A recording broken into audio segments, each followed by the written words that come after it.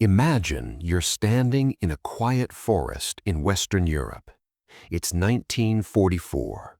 The air is cold, and for a moment, the world is silent. Then you hear it.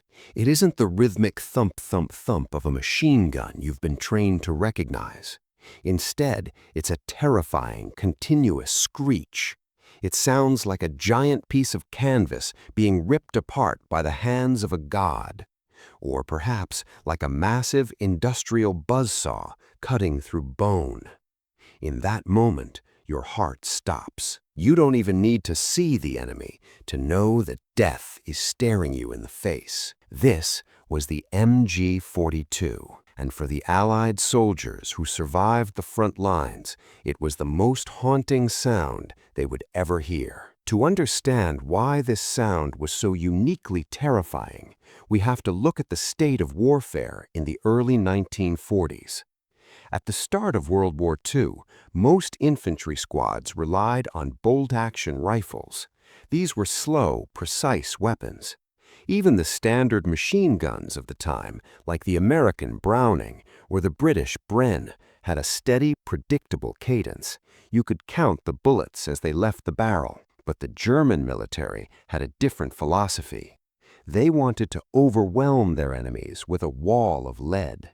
They wanted a weapon that could suppress an entire company by itself.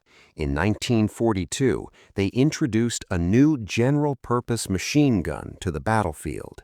It was made of stamped metal, it was relatively cheap to produce, and it was light enough for a single team to carry across a muddy field. But its most defining feature wasn't its weight or its cost.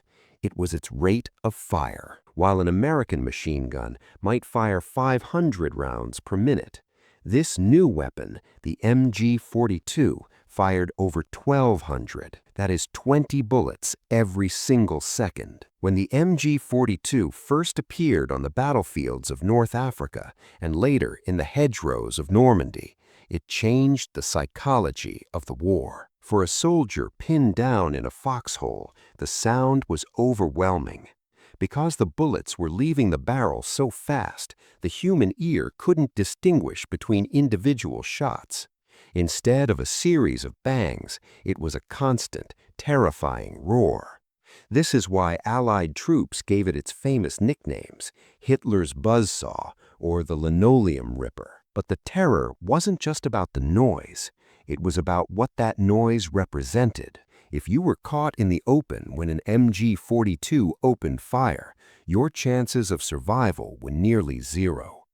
The weapon created a beaten zone, a specific area where the sheer volume of lead made it impossible for anything to remain standing.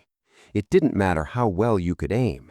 The MG-42 worked like a shotgun on a massive scale, spraying a cone of fire that chewed through trees, brick walls, and unfortunately, men. The German army built their entire infantry tactic around this gun. In an American squad, the riflemen were the primary force, supported by a machine gun. In a German squad, the machine gun was the star of the show. Every other soldier in the unit was there primarily to carry extra ammunition and spare barrels for the MG-42, and those spare barrels were the key to the nightmare.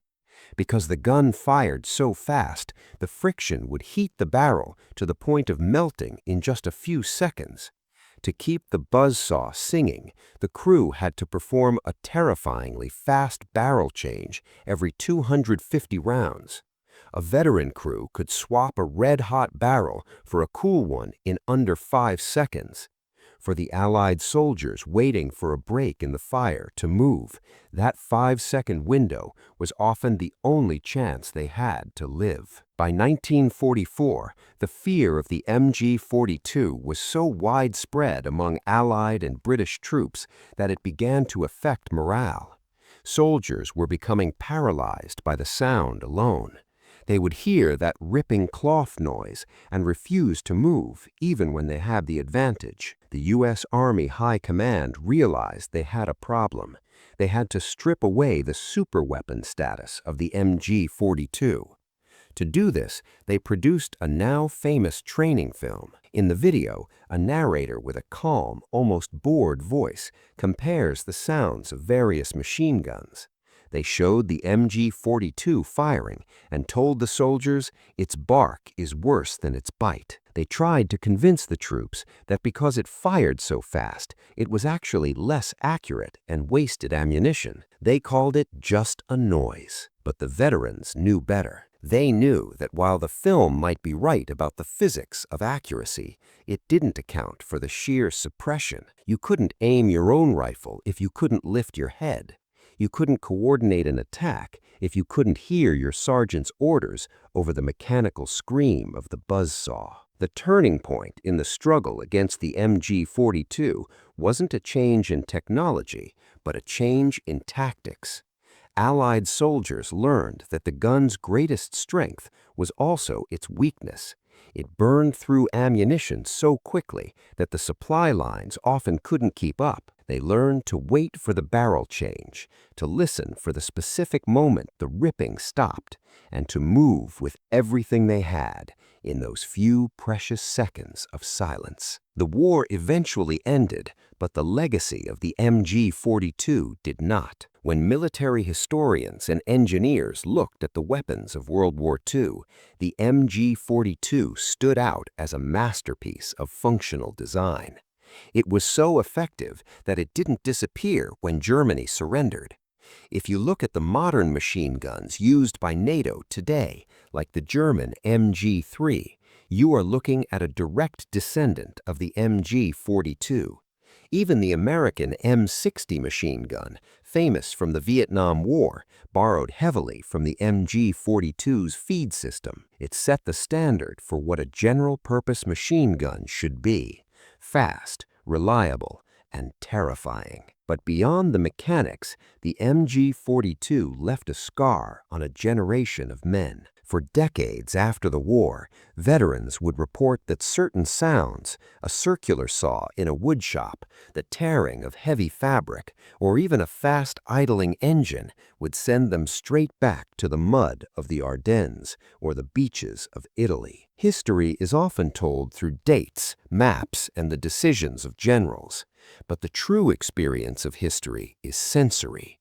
It's the smell of diesel, the feeling of cold rain, and most importantly, the sounds that define a moment. To the men who were there, the MG-42 wasn't just a piece of machinery, it was a psychological force. It was a sound that signaled the end of the world as they knew it. We often think of progress as a good thing: faster, stronger, more efficient. But the MG-42 reminds us that in the world of conflict, efficiency often means finding more terrifying ways to break the human spirit. Next time you hear a sharp, mechanical sound in the distance, take a moment to think of the soldiers who once waited in the silence of a European forest, praying they wouldn't hear the sound of ripping cloth. Because for them, that wasn't just a noise. It was the scariest sound in the world.